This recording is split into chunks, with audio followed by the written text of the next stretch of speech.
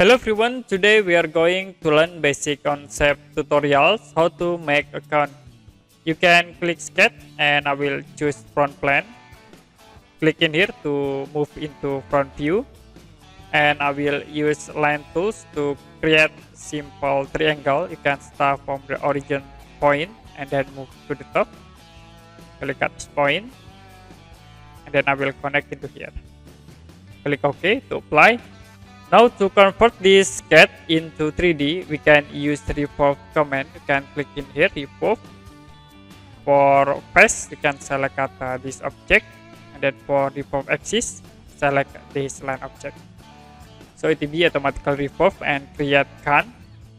Click OK. Now to create holes in here, we can use seal command. You can click at this icon, seal, select at this face. And then you can set for seal thickness, which use a default. Click OK to apply.